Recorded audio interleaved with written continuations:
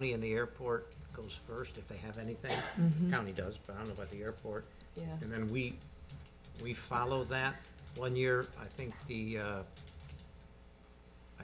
don't know if the school board went ahead of us or not, but Yeah. we usually follow them. But we're usually up on the agenda. Yeah, We could maybe call Jay and find out if we could get a copy of the list of who's in line, and then you could make your decision. Mikhail's probably calling them now. Okay. I know Jerry Paul represents the airport as well, so I'm He sure, does. yeah, I'm sure they're gonna have something. it's just a matter of other council members being there just to show Yeah. support for the overall. I think that that's important. Well, I have the same problem because the Southwest Florida Regional Planning Council is at the same time, and Gary had I'm the previously alternate, agreed. but I'm the president. And I've already spoken to the head of that particular committee, and he has also conflict, so we're covered. But it does happen, and I think it is important that we all show up. Well, I've sent them an email and said that if we get out of the legislative meeting early enough, I will go home and get on, you can log on by phone. and Right. And I will try Yeah. to do that, so I've already expressed that to them. Okay, So, Okay. Otherwise, I have no comments. Thank you. Gary? I'm annoyed about the $500, but I think we had to do it. yeah. I agree. Lynn? A couple quick things. I got a letter from a citizen asking about the policy of not having dogs allowed in Ponce Park, and especially in view of Gilchrist being closed. I wanted to bring it forward to see if there is any inclination among the colleagues here that you would consider doing at least a temporary change in that policy. I'm just bringing it forward. I'm trying to be responsive, so. I know that in previous discussions that the policy was always not to allow dogs in that particular park, partially because of the wildlife center. But anyway, I'd like your input so I can respond. For me, a temporary situation just is too vague for people, once we allow it, how do we retract it? And we are so pet friendly that there's so many options for them. People think- are bringing dogs into the park. That was why the question was raised. And it's As not long as being we enforced. have the signage, I know. and people don't realize, like, check the state lands, they're pet friendly. I mean, there's plenty of places that you can go with your pet. So I would be inclined to say no. I think we have to weather the storm, but after sanitation, the dog park is going to be closed for 2 weeks, and that's also in that same quote category. I Yes, don't it want to is. repeat myself, but I think you're right. We do have a lot of accommodations for pet owners in the city, but right now, we're having a minor crunch, but I think in 2 weeks we'll be fine, so I think we kind of have to grin and bear it. Yeah, we have other options around. We have Lashley that is pet friendly as well. And the harbor walks, and the linear parks, and, Okay.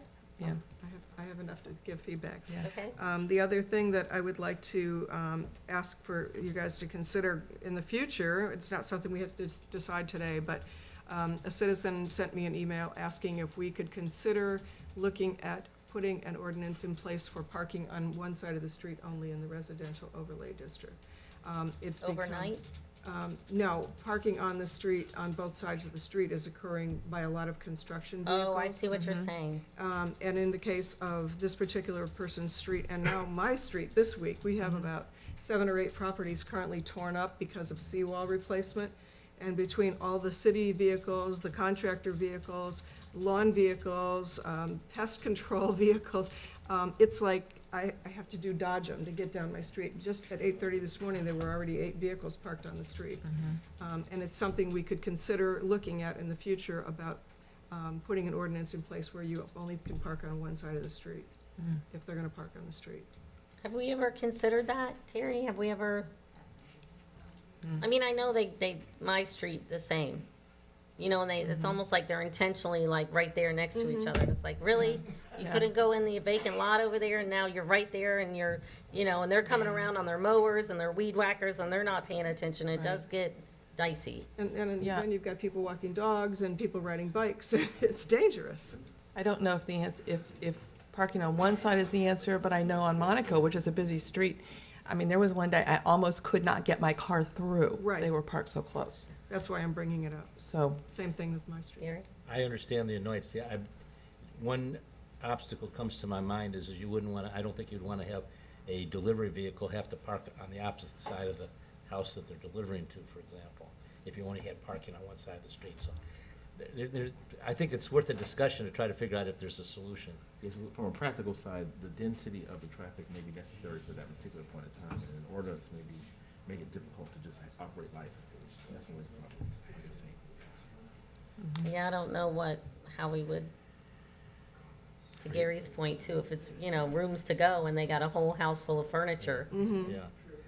But I think it's worth it, I think it's worth some further discussion and consideration informally, at least, for a while, to see Yeah, if because we can they're- train, vendors how to go in a particular way. I mean, we can say, in order to respect our neighbors, that we need to be respectful of our neighbors and not just be haphazard with how we park. Okay, well, I thought I'd bring it up because I think it's something going forward that we may want to consider doing something about. I think it's worth discussion. It's worth another discussion. Okay. Let's ask the planning commission what they think. Take care of that. Yeah. Last but not least, with regard to the article that recently appeared in the paper about the Shark Tank event that's going to be taking place, I spoke to John Wright last night because I wanted to see if there was any way the city could get involved in that. And essentially, it's being run by the Sun newspaper, and they have pretty much put everything in place already. Excuse me, but they would love for the city's council members to be in attendance at the event if you are so inclined. And that'll be March 30th, I believe it is, at the Isles Yacht Club. Where is that? Yeah, March 30th, 5:30 to 8:30 PM at the Isles Yacht Club. It's an opportunity for venture capital, opportunities for aspiring entrepreneurs, and I thought it would be something that would be good for us with future business development in the city. So I just wanted to mention that. Nice. Nothing in particular, the same thing, to support her last point, is that I met with them, I went to Fort Myers, I met with some people from the Angel Funds, and they're very excited about this, so they'd like to have us involved in really developing an entrepreneurial ecosystem in general, so something we should get behind. That's all. Citizens' comments, any topic, please come to the podium, state your name. You have 3 minutes. Charlie Council, Chairman of Planning. I won't belabor things. Couple of points, though. We do take our responsibility to heart, and we're very serious about it. I know all of the board members feel that they do want to contribute, that they do have value to the city and to the council. Yes, there is some frustration. I think any time that you have the feelings that I just described, that you're committed and feel that you're part of the process, and if you feel something that sort of keeps you out of that, then that's a level of frustration. I will be happy and to be able to bring back to the board the understanding and sensitivity that council has exhibited to why some of these feelings came out. And I think that's important for those board members are here and for the ones that we'll talk to when we next get together. And then finally, I think the suggestion of Lynn is well placed. We certainly, I would, in speaking for the board, be amenable to that sort of an arrangement. And I think that's a very positive thing. So again, thank you, good discussion, and I'm happy to bring the thoughts back to the board. Thank you again. Thank you. Thank you. Brad Gamblin again, and I do appreciate the board's appointment, the council's appointment to the board as an alternate for the preservation. Thank you. Thank you. Ray Rose. By the way, it's nice to say good morning instead of good afternoon when I get up here to talk. Couple of quick things. We talked about the in the boat cover thing, and by the way, I'd like to thank the attorney for including his provision on that passage. I think it was very significant. When you talked in terms of having special exceptions for special districts, we got to get beyond the boat cover issue and remember, as soon as we start to do that, Then we're gonna start to make compromises on signage and the other things. When you get annexed to this city, you gain things, but you have to make some sacrifices. And I think people ought to understand what's happening. But if we start to chop up and make special exceptions that go beyond the grandfathering, then we start to develop different standards throughout the community. And one of the advantages to this community is by golly, it looks pretty good, and it's the same no matter where you go in this community.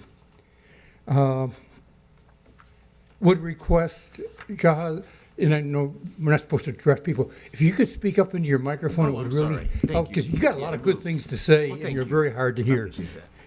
The last thing, and now switching to my PGI hat again, or was, we want to be more active and direct and cooperative with the council. And it's kind of a unique situation. We've evolved to the point today where the first time that I can recall, there's no past really active member of PGICA on this city council. And that is both good and bad. Several of our members that are eligible, and we appreciate that.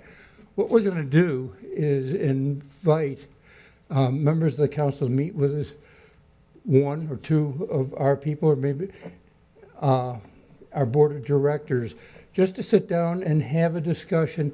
And we're going to meet individually because of the Sunshine Law, but also so that we can talk to you as an individual. For instance, Nancy's concerns are different than maybe Rachel's. So we will be doing that, so expect a call from us. And last, I'd like to introduce, where'd he go? I lost him. Aaron Wagner, there he is,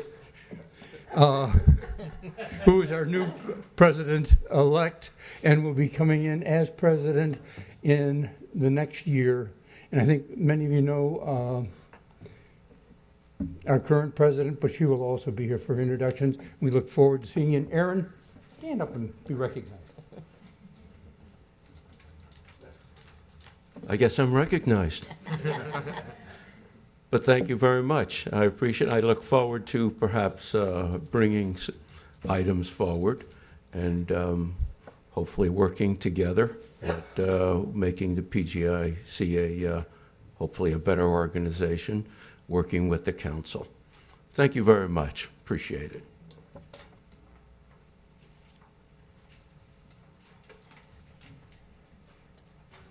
Good morning. For the record, Harvey Goldberg. I'm speaking as a current member of the Planning Commission, although a short-term member, and previous member of the City Council. I would support and what Charlie said in his comments that he made to you about that discussion.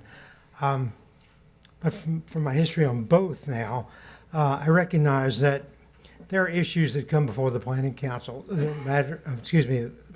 the City Council. There are matters of urgency. You have to respond because there's a need out in the public, or there's a commitment for a request for a grant or something else of that nature that you have to respond to that at that time before it comes to the Planning Commission. And it should be understandable. From a City Council perspective, to Councilmember Matthews' point, yes, it would be good, again, as Charlie said, to have a representative speak if those matters came up in front of the City Council. From my experience, I gained a great deal of benefit and understanding of the issues that went in front of the Planning Commission by going to the Planning Commission meetings and listening to the discussion. We get the minutes, we would get the minutes, read the minutes and the comments. There's nothing better than sitting there and hearing the exact comments and the dialogue that takes place.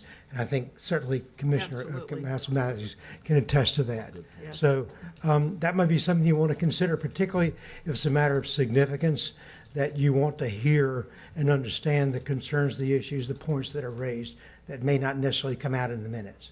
Thank you. Thank you. Before we adjourn, you reminded me that the State of the City is January 25th through the Punta Gorda Chamber, but I would like to get with Ray because I would like to do one at the PGICA for the membership. So the first one is going to be January 25th at noon. It's through the Punta Gorda Chamber. It's a luncheon. But then we'll have other dates, we'll get some dates together and have those published as well. We'll probably have one here, and we'll probably have one at the Punta Gorda Isle Civic Association too. So when we get those dates set, we'll let you know. And with that, we are adjourned.